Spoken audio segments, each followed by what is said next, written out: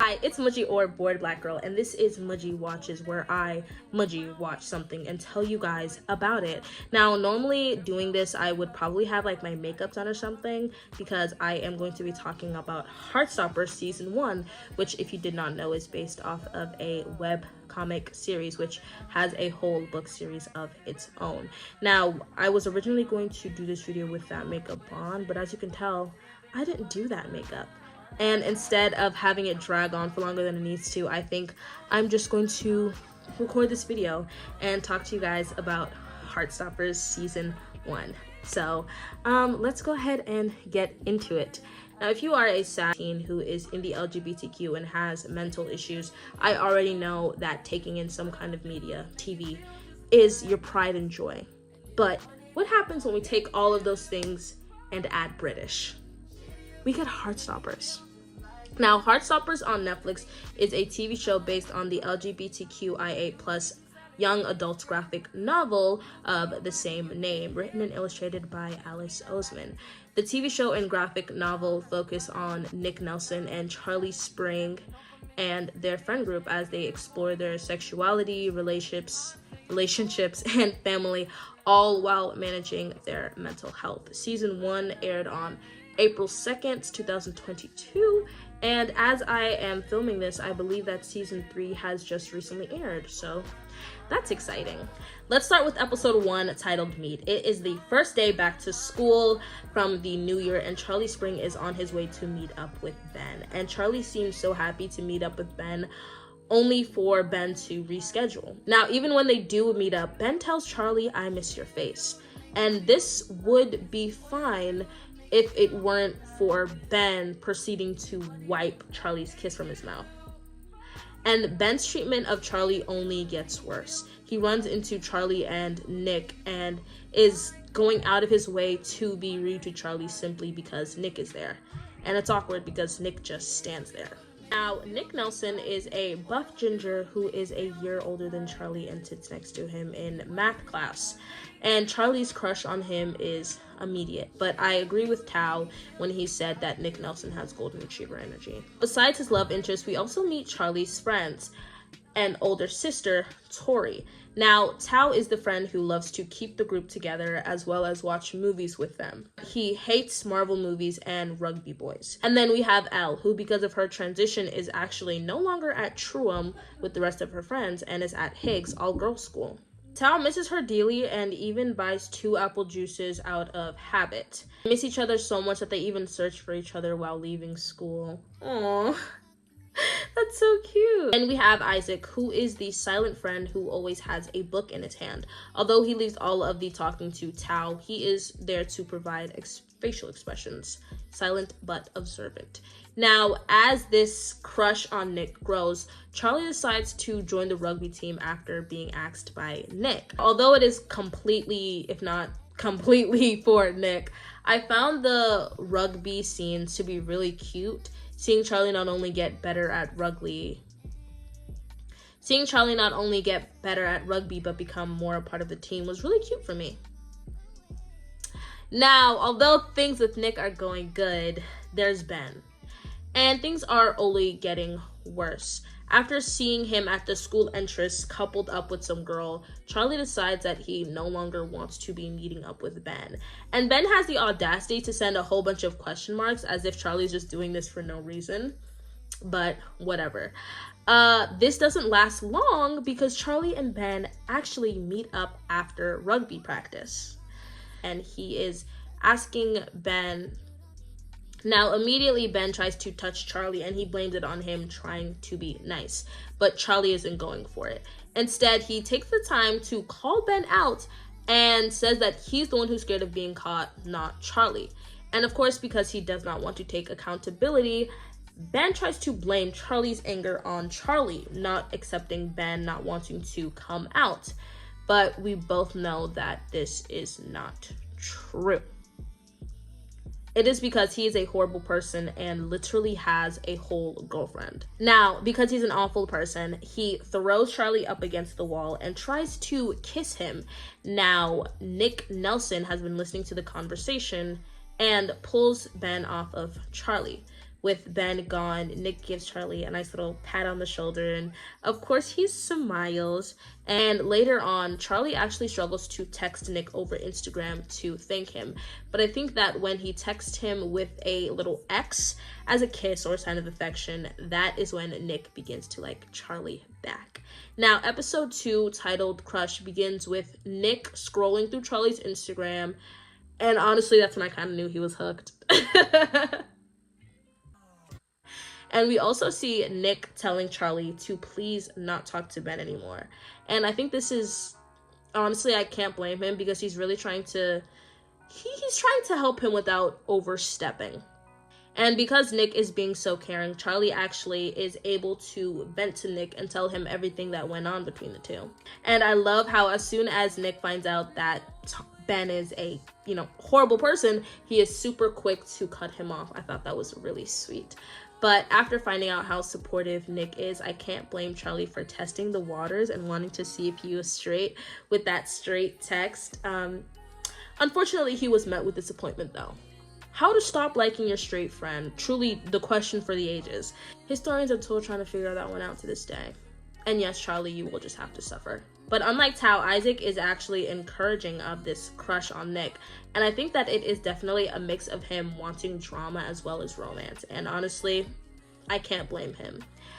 But because of Charlie's past bullying and just general insecurities, he is worried that Nick does not like him. And he has flashbacks of a rude / mean straight Nick Nelson, which honestly, he scares me too.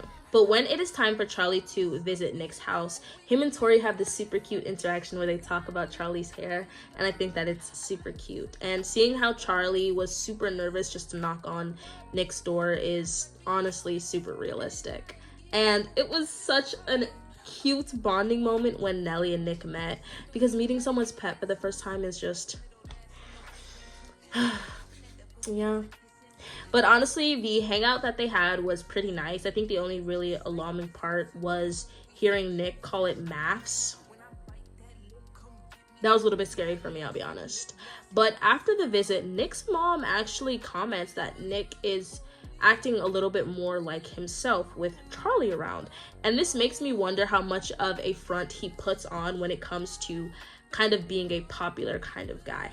Now, let's shift our attention to rumors and gay intuition, because I think we have all been there trying to convince our friends how our straight crush is not really straight. But I think this is how rumors fly pretty fast, and at Higgs, rumors are definitely flying, because all of a sudden there is a rumor that Nick has been in love with the girl from Tara's school and class. But I think there is obviously something different going around, because when we meet Tara, we also meet Darcy. We get to see Tara helping Darcy out with her school project and calling each other gal pals, the universal code word for dating undercover. I'm on to you, lesbians. But Elle's women's intuition is actually right when Tara and Darcy confirm that they are dating. But let's go back to Truem. Nick and Charlie are hanging out again, but this time it is at Charlie's house. And Charlie is teaching Nick how to play the drums. What a way to fall in love. And I think it is very clear that Nick is falling. And later on that night, we have a moment where Nick gets the opportunity to touch Charlie's hand. I love the sparking animations, and I think that it's such a nice visual touch. And it's kind of the visual representation of, obviously Nick's thoughts and all of the what ifs that haven't fully formed yet. After sparks are flying, it's time to say goodbye. And Nick hugs Charlie for maybe a few more seconds than he needs to. I have no watch.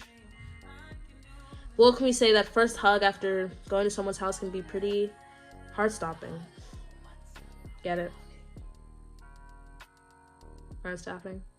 But anyways, the hug was pretty long, and Tori takes a moment to comment, I do not think he is straight. And oh boy, would she be right, because the first thing Nick does is go home and look up, am I gay? Now, knowing that this is the very beginning of Nick Nelson's sexuality journey is a little bit nerve-wracking, because at the same time, I'm very excited for him to go down this rabbit hole. It is gonna be interesting. Now, episode 8, titled Kiss, picks up right where the last one left off, with of course, Nick going on a full internet panic and deep dive, finding videos, articles, and quizzes. It's a little bit sad, but it is relatable. There's just something so funny about seeing him get 62% gay on his quiz, and he just closes his laptop. I don't know why, it's just so funny. And the way Nick is so quick to shoot down the street rumors at school when the boys are in the locker room talking about Tara, it's so funny. But we're gonna talk about Charlie's friend group. They have this super cute Instagram group chat that kind of screams middle school vibes, but I digress. But honestly, I cannot blame Tao for being upset at Charlie for ditching their film night to go to Harry's party. But without Charlie ditching the film night, we would not have got to see the super cute scenes between Elle and Tao. We get to see Elle and Tao's mom, and it's super cute because she is like, she's just super sweet and nice to her, and I think it's super cute. And also, I love the way that both Elle and Tao are taller than Elle's mom. I think that was a really, really cute thing. But at the party, Harry pushes Nick to talk to Tara, and I feel so bad for him because I cannot imagine a kiss when I was 13 years old haunting me as much as it haunts Nick Nelson. And Charlie sees them talking, and of course, he makes this very scared face. And I can't blame him, because if Tara was my competition, I'd be making faces. I'd be a little jealous too, but trust me, Charlie, there is nothing to worry about, because Nick soon finds out that Tara's a lesbian and that she has a girlfriend. And his reaction is so funny. He just goes, "What?" But you didn't see that one coming. But after this confession, Nick actually finds inspiration in Tara and Darcy, because they are no longer wanting to hide or be as quiet about their relationship. Tara and Darcy are actually not the only ones feeling brave tonight. Imogen tries her best to dance with Nick and get his attention, but she looks really desperate. I hate to say it, because Nick is very much just like panicking, and Imogen is just dancing on him. Anyways, Nick decides to take a leap of faith, and he stands up to Harry on his birthday. It was wild, but honestly, it needed to happen. On the dance floor, Tara and Darcy are being out and proud about their relationship, and they kissed on the dance floor. And this is kind of shown as a beacon for Nick to realize, gay people really just like exist. And I think that him meeting up with Tara again and seeing her, assuming that she would be straight, and finding out that she is now proudly with a woman, definitely made him think more on him and Charlie's relationship. Now, while Nick goes looking for Charlie, we see that Charlie and Ben actually have had a bit of an interesting reaction, where Charlie is standing up for himself and no longer letting Ben walk all over him. Now, the two of them have a race in the super big hallway that Harry has rented for his birthday, and end up alone. Now, Charlie, of course, sneakily asks Nick if he has a crush on anyone. And honestly, Nick's reaction is all we needed to know, that the answer is blatantly yes. And of course, Charlie assumes that it's a girl. But to his surprise, Nick does not confirm this. Now, Charlie continues to ask questions, and I honestly love how forward he is when it comes to kissing Nick, because boom, the two kiss, and they kiss, and they kiss again. And they are also interrupted by Harry, who comes looking for Nick. And sadly, Nick does the crazy thing. He gets up and he leaves Charlie alone in the room. We see Nick talking to Harry and all of his friends now that they're alone. And it's a bit of a pattern that Harry will say something and not own up to his words. But to do it in front of all the friends, whatever. Charlie's dad, who dropped him off, picks him up from the party. He cries in his dad's arms and he goes home. But when he wakes up the next morning, Charlie is surprised by what he's met by. Do you want to know what is on Charlie's door when he wakes up the next morning? Nick Nelson is at his door in the pouring rain.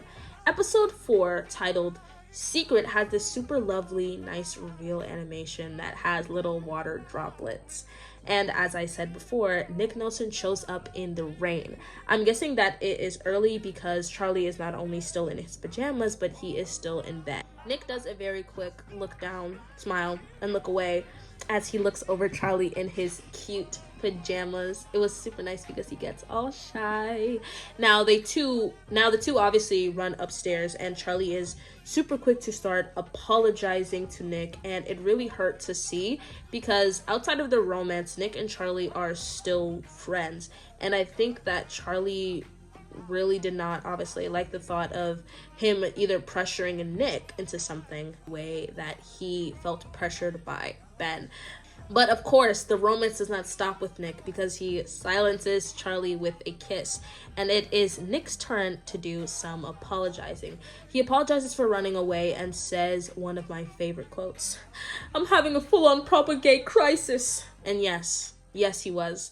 Now, he clings to Charlie and he cries. And he lifts his head, looks at Charlie and puts his head back down. And he's just thinking, damn, I might be gay. And I may have a crush on one of my closest friends right now who I ran away from after I kissed. And he really thought math was hard. But the two talk and Nick is on his way, and Charlie actually ends up giving him an umbrella. But feeling so uplifted by, having learned that their interest is mutual, Charlie actually runs out into the street and kisses Nick goodbye. And honestly, I think this is super cute because obviously they have their bye moment. I love that. But I also think that it's really funny because he gives Nick an umbrella and it's practically useless because Nick is already soaked. And it's just such a tiny umbrella and there's so much rain. And I just thought it was funny. We see Charlie going to class. And of course he is all happy because he's about to see his man. That's how he used to be. And now I'm blocked. Now, during lunch, we see Nick waiting in the art room for Charlie. And unlike Ben, it shows that although Charlie and Nick want to meet somewhere private, it's not about meeting somewhere hidden. Of course, during lunch, they talk about friend groups, and I completely understand what Nick means when he says that his friends chuck stuff at people. People did that in middle school and high school, and I still really don't get it. I'll be honest. But I'm glad to see that we see Nick feeling bad / a little bit unsure when it comes to keeping them private, because not only does it show a difference between him and Ben, but I think it is a little bit realistic, because although we have Ben who is using it as an excuse to why they want to keep things private, well, I wouldn't say Ben's doing that, but we have Charlie who genuinely wants to keep things private because he is still exploring how he feels. But let's go to rugby practice. Honestly, I can't blame Charlie for not wanting to get tackled. He's literally a reserve. But at rugby practice, we have another iconic quote, which actually comes from the coach this time. And she says, "A lot of gay people are good at sports, Charlie." And then Charlie proceeds to kick a cone. Honestly, I can't blame him. I would have been pissed too. But instead of being pissed, actually, Charlie gets motivated, and he used this motivation as inspiration to practice. And although I haven't mentioned her much, I'm just going to talk a little bit more about Imogen as she becomes more important. Now, Imogen is back trying to get Nick's attention, and it is honestly making her a little bit unlikable. I think she can come off as a little bit boy needy, and I didn't really realize that until, later on while I was taking my notes, because I realized that she hangs out at the entrance of the boys' school every morning while literally going to the girls' school. I know that the schools are probably super close by and it's not that important, but that's kind of crazy to go to the whole other school just to sit there and talk with the boys. You have to be serious. But at her school, she comes up to Tara during lunch and begins to ask her some kind of crazy things, and she says, "Oh, I'm an ally." I thought that was really funny because she then questions Tara about what's going on with Nick Nelson and how she kissed a girl, and Darcy, being her girlfriend, says, "Girl, I'm right here. I'm literally the girl that you're talking about." And obviously, Imogen tells them a lie and essentially tells them that her and Nick are basically going out. And I think that's really interesting because him and Charlie have kissed twice at this point. Who are you, Imogen? Who are you? But before she leaves, Imogen has to reinstate the fact that she is, in fact, not homophobic. I'm not, homophobic. I'm an ally. And in the words of Darcy, thank you for your service. We truly thank you, Imogen, honestly. Thank you for your service. But let's go back to the boys' school where Isaac is showing us exactly why it is the best to be the quiet friend. Because he is actually the first person to begin to pick up on Nick and Charlie. But being the quiet friend and also means that you can avoid altercations, unlike Tao. Because although it was hard to watch, I can confidently say that I was kind of on everybody's side during the little conflict that we had between Tao, Nick, Charlie, and Harry when episode 4. Now, I say this mostly because I understand where Tao is coming from, being tired of being made fun of, and, you know, he's assuming that Nick is just, you know, being friends with Charlie to make fun of him in a way.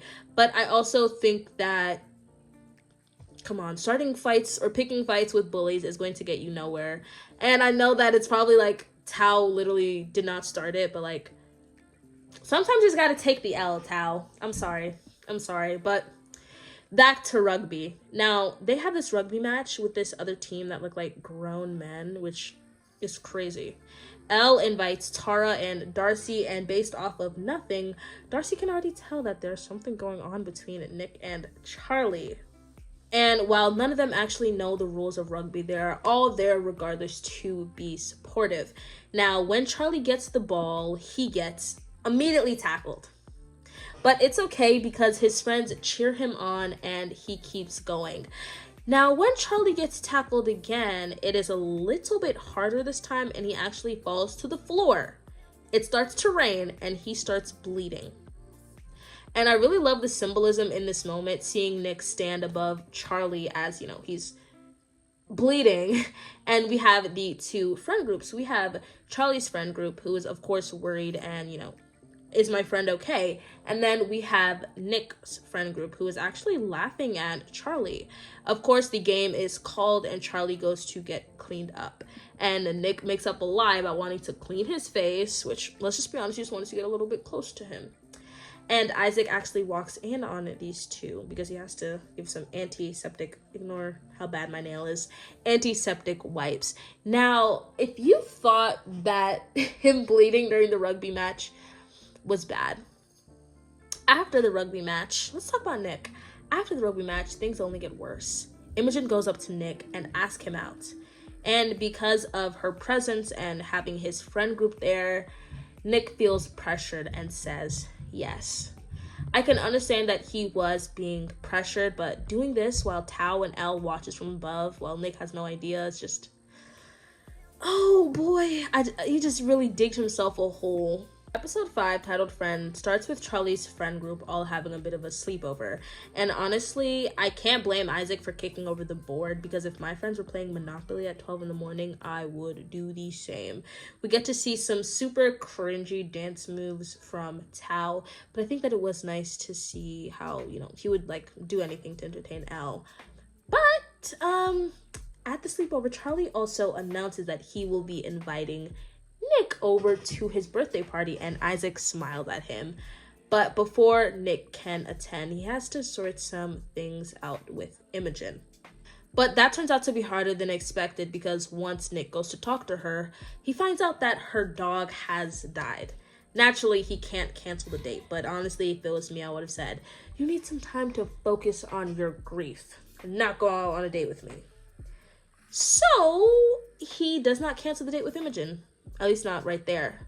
And when he goes to class, Charlie invites him to his birthday party. He immediately says yes and immediately forgets all about Imogen because he wants nothing to do with her. After class, we get into a bit of a tussle, but truthfully, during this scene, I was on everyone's side. Maybe not Nick so much, but I can understand Tao because he's standing up to Harry and showing Charlie that Nick essentially won't really do that. Charlie just, of course, does not really want there to be any problems with anyone. And Nick doesn't know what to do because he's unsure how to defend himself and how to defend Charlie without having something being insinuated. Now, the day of Nick's date / Charlie's birthday is here, and Nick asks his mom what to do. And the face she makes after hearing that, Imogen's dog died and that's why they're going out is just so priceless because she's genuinely just like, what are you talking about right now? What are you talking about right now? It's just so funny. But Nick tells her that her dog died and also tells his mom how he feels pressured for them to get together, all because their friends are pressuring them to get together. And honestly, I feel like Imogen feels the same way, although I don't think she really knows that yet.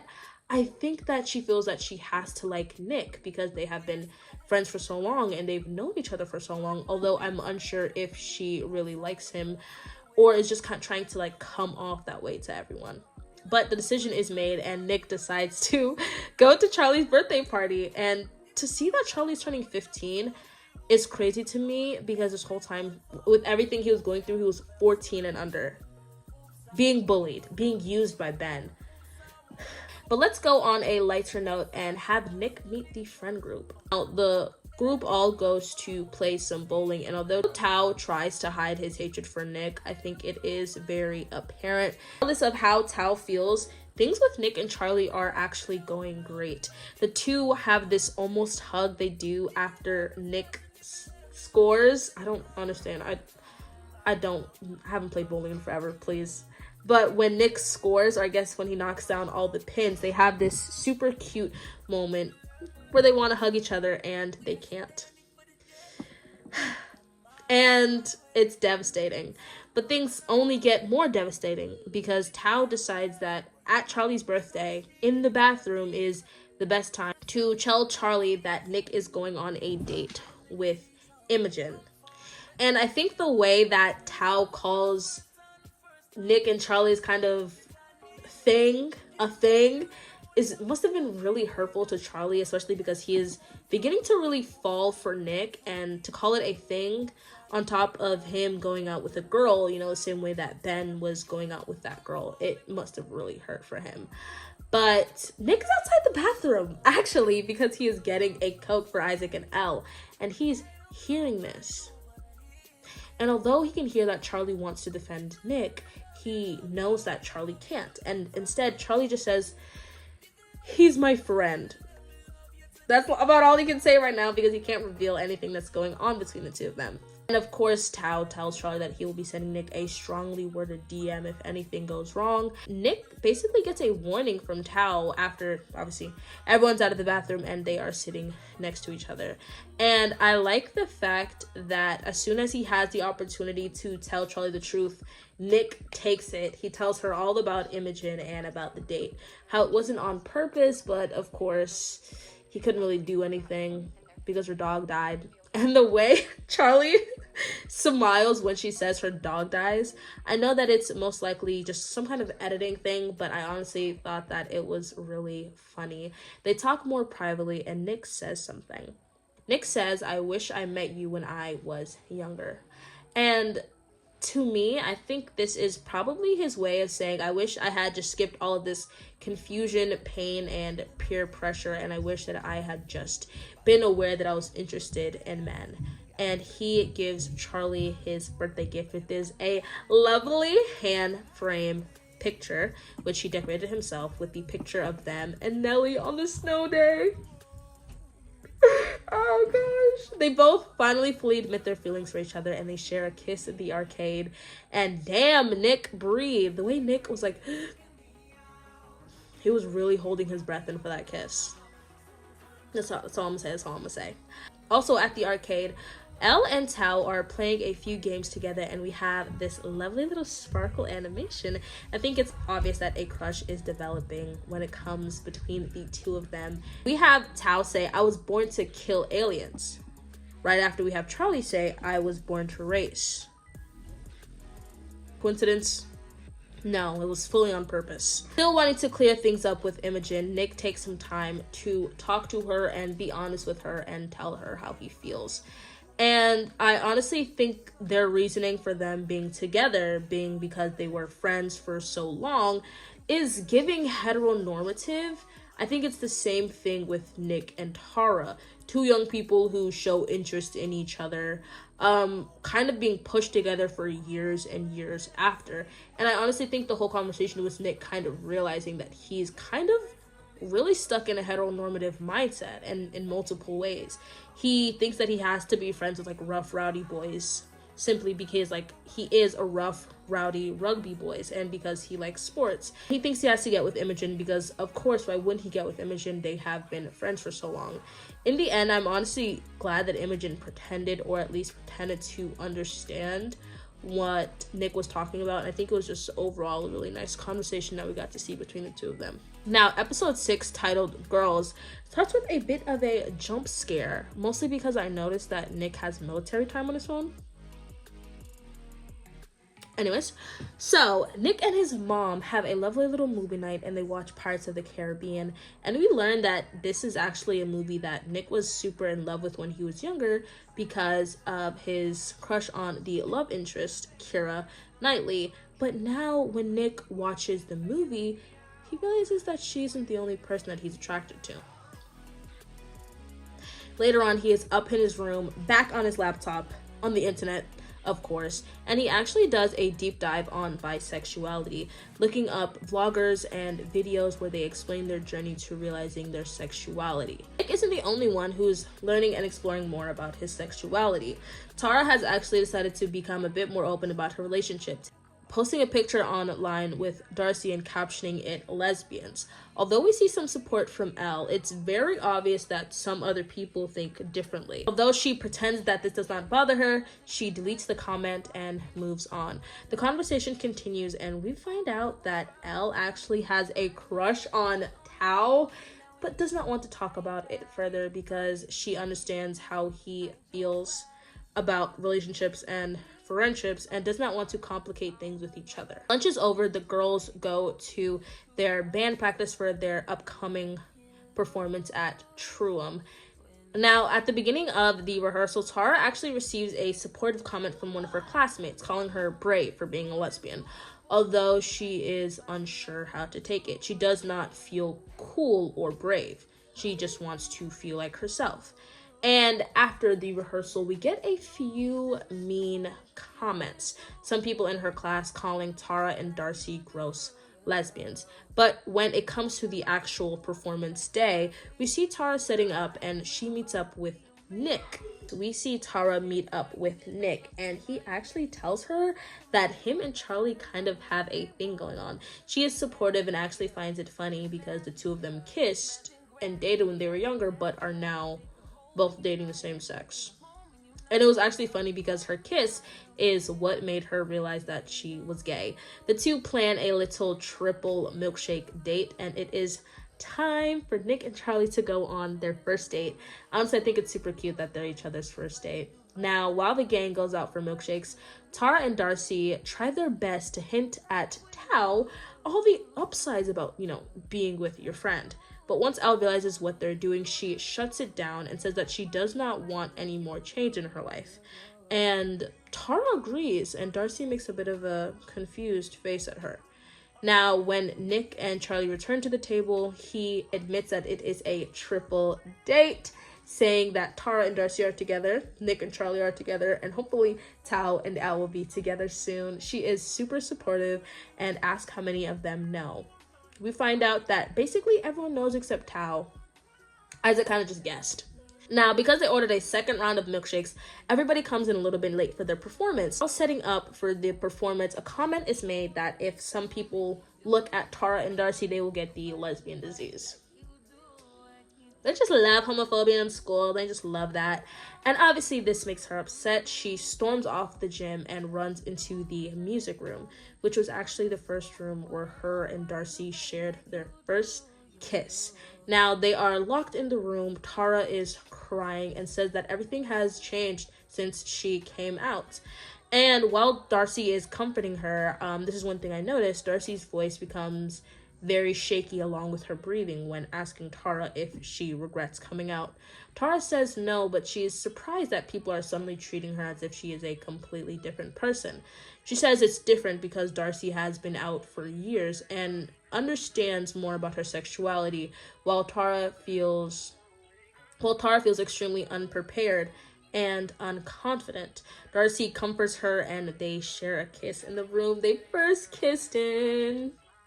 Of course, being the amazing friends that they are, Nick, Charlie, Elle, Tao are all running through the corridors looking for Tara and Darcy because the performance is about to start. They find them, and we have this iconic running scene. And I know that it is because Tao runs slow, but I like the fact that it represents the relationships. We have Nick and Charlie running off first, then we have Tara and Darcy following behind. And although Elle is, pretty far ahead of Tao, I think it's pretty obvious that, he's getting closer and we are going to get them together as a couple. Nick and Tara share this lovely, really cute moment where they say thank you and call each other the boy slash girl I kissed one time. They ask each other if they will be all right, and they both say yes. And I thought that this was really cute because it's kind of a symbol of them beginning to feel more confident in their sexuality and in their relationships, and even kind of being like, look how far we've come. Episode 7, titled Bully. Now, with episode 7, we see Charlie getting ready to go out with Nick and his friends to the movie. He takes the opportunity to admit to Tori that Nick and him are going out. And although she says that she calls it, she also kind of warns Nick, and although I know he doesn't want to hear it, she does say that Nick's friends are not as nice as Nick, and obviously they do not know that you guys are going out. So just be cautious. While looking at himself in the mirror and doing the final touches up on his hair, Charlie actually gets a flashback of him and Ben, thinking about when he had previously tried to invite Ben out and had tried to call himself and Ben boyfriends, but Ben was quick to shut this down and it crushed Charlie. Once we get to the movie theater, things are already going bad because Ben and Harry are both there and they are already making fun of Nick and Charlie. Now, while getting popcorn, we have this scene where, of course, we're getting popcorn and, Nick asks Charlie if he wants anything, and Charlie says no, saying that he will simply just eat later. Nick and Charlie sit together, and as they watch the movie, the two hold hands. We have the rest of the boy group scattered around them. Once the movie is over, the homophobic questioning of Charlie begins. I find this obviously disrespectful, but it's a little bit odd because Harry uses the stereotype of gay people liking musicals, which I thought was outdated, but apparently not. And although Nick does tell Harry to stop, he doesn't. He continues to question Charlie, and he asks, naturally, with how much time Nick and Charlie have been spending together and the fact that Nick was the one who invited Charlie, he asks him, is Nick your type? And I honestly love Charlie for this because he says, no, Nick is not my type.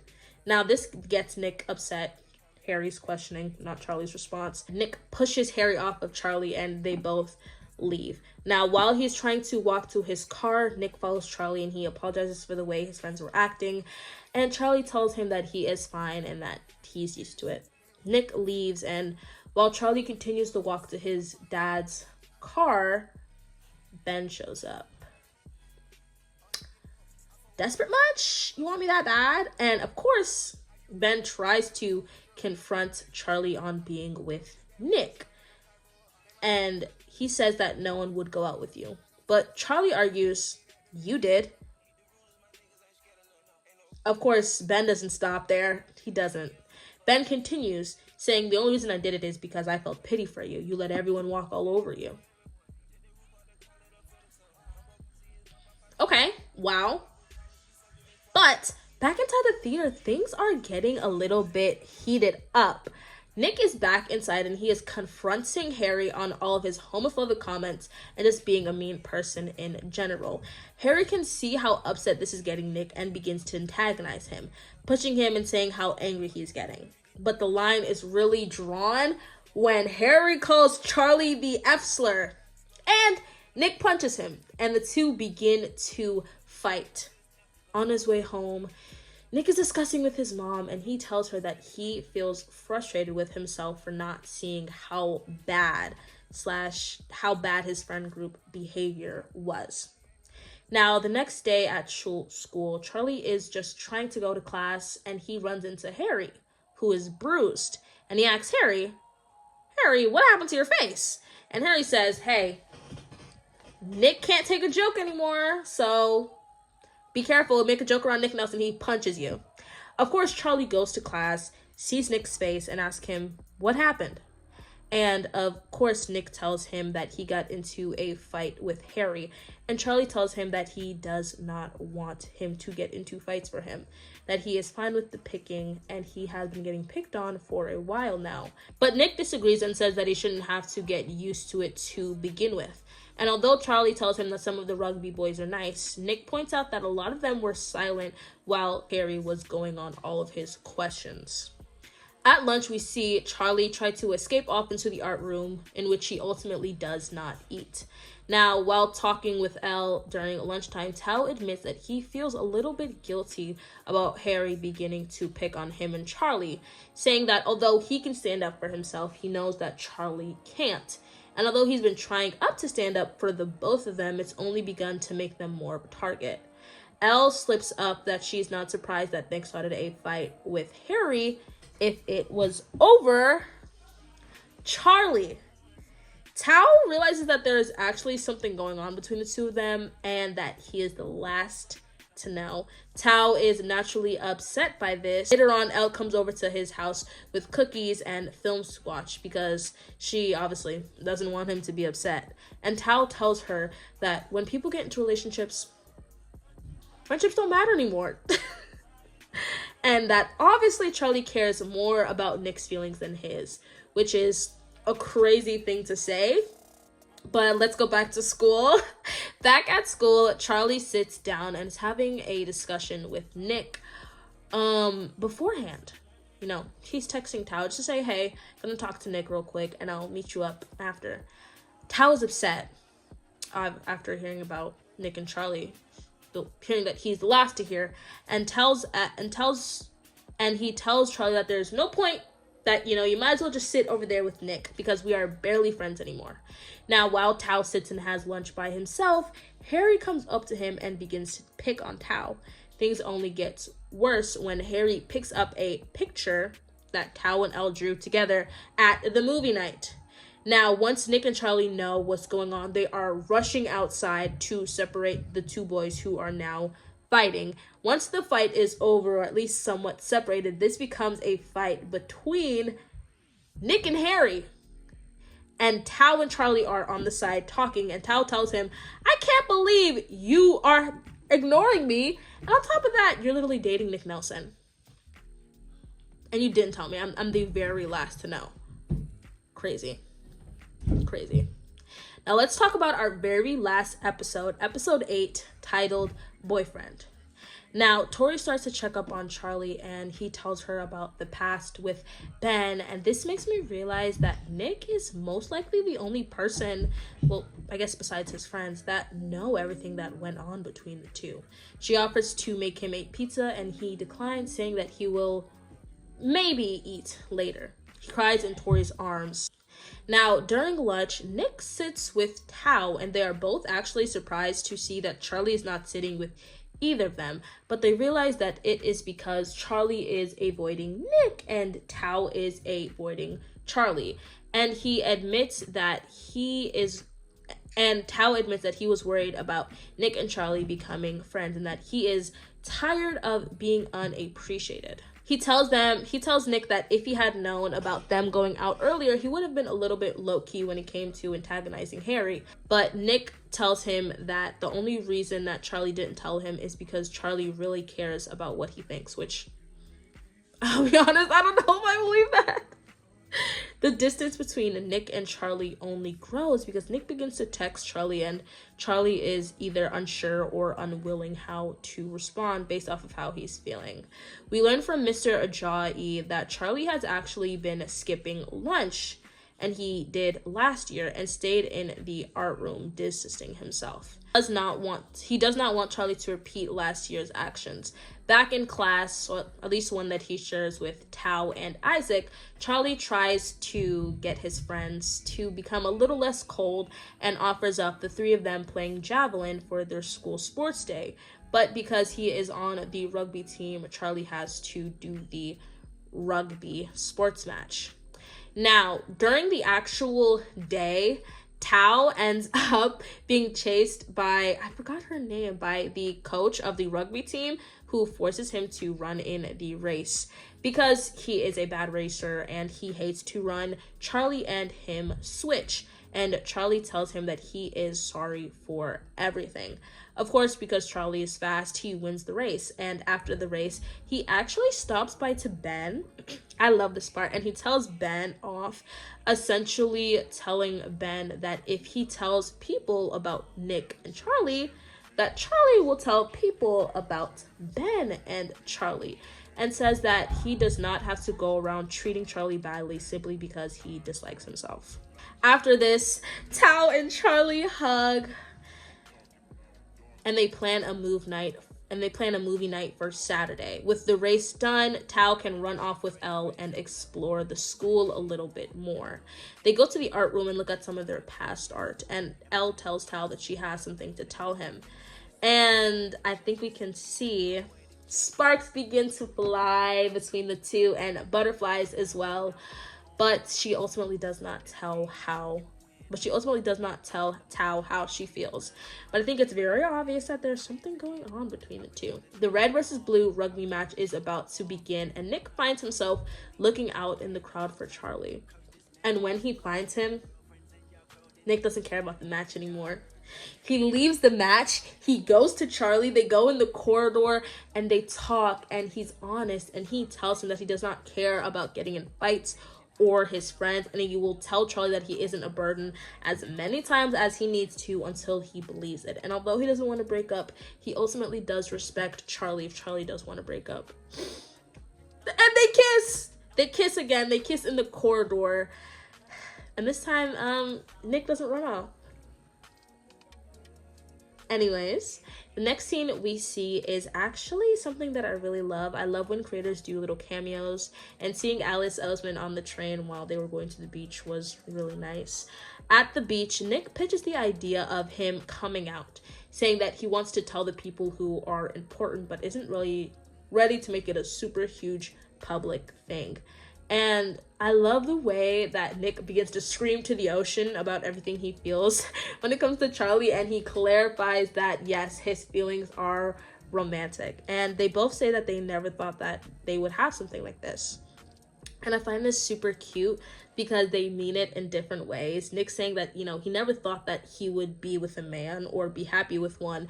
And then we also have Charlie saying, I never really thought like my partner would want to go public with me, which hurts. But it is honest.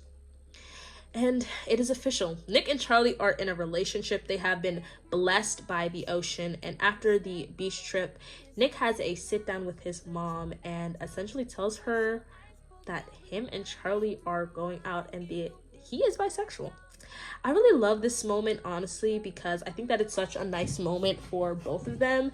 And I love how emotional it is, regardless of the fact that his mom was automatically accepting. I think the assumption is that she would be automatically accepting. And I also love the way that she was like, it's okay if you're gay, though. I really like that attention to detail, because although, Nick is coming out and she is being accepting, it is kind of hard for him to, open up that part of himself, especially to his mom.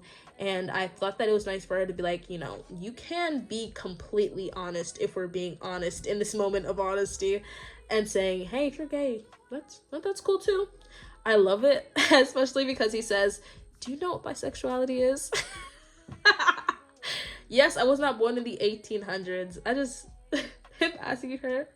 Him asking her if she knew what bisexuality was just kills me every time. But we get this super cute montage of the first moment that Nick and Charlie have shared in the first season, and overall it's just a nice super cute montage. Last but very not least, we get Charlie smiling at Nick as he confirms that yes, they can tell people. And that is the end of Heartstopper season 1. Oh boy, that was a bit of a mouthful. I think that was a little bit longer than I was expecting it to be, but I guess it's time for me to talk about my final notes when it comes to the TV show. Honestly, when it comes to the TV show, I really, really liked it. I think that you can either take this TV show two ways. It's either going to be like give you really middle school, young LGBTQ kid vibes or it's going to be something that's really cute and sweet. And I think that's kind of what's happening for me at the same time. Although I can acknowledge the fact that it's like a little bit you know, every once in a while, I think that I can focus on the bigger picture of this being a super sweet story and also just being super nice and kind overall. I think Heartstoppers is a great TV show, and as someone who has read both the TV show and the book, I do prefer the TV show, truthfully. I think it's super interesting to see the little peeks into everyone's life that we get, and I love the fact that we get to focus on people who are not just Nick and Charlie. That was my main thing, at least when it came to the first book, but let's get back to the TV show. I love the fact that the TV show has these cute little animations. I thought that that was really nice, kind of like to show the cutesy side of the show, while obviously we have our super serious things going on. We of course have Ben being an extremely problematic boyfriend, and I wouldn't even consider him a boyfriend, but I digress. Overall, I think that this show is super cute and a really easy watch. I think that it's definitely something you should watch if you are somebody who is young and in the LGBTQ and trying to sort of figure out your relationships. I absolutely love seeing the kind of differences that we get between Nick and Ben's character, although they are kind of the same when, you know, both being popular, both being, I guess, you know, good with girls or whatever, and both being people who are interested in Charlie, as well as, you know, wanting to keep that private. Overall, I really enjoyed the show. I absolutely think that I'm going to make videos on the next 2 seasons that are coming out, so please watch out for those. Overall, I think that Heartstopper season 1 was really super fun, and I would recommend you to watch it. I'm unsure how long this video will be or if it will even go up, but I'm happy to say that I recorded it. Thank you so much for watching this video. Please make sure to check out the link in my description where you can find me talking about the book, and then you can also find my link to my Etsy shop as well as all of my social medias in the description. Thanks so much for watching this video. This was the first of its kind. Definitely a lot to record and edit, but it was fun overall. Thank you so much for watching, and I love you.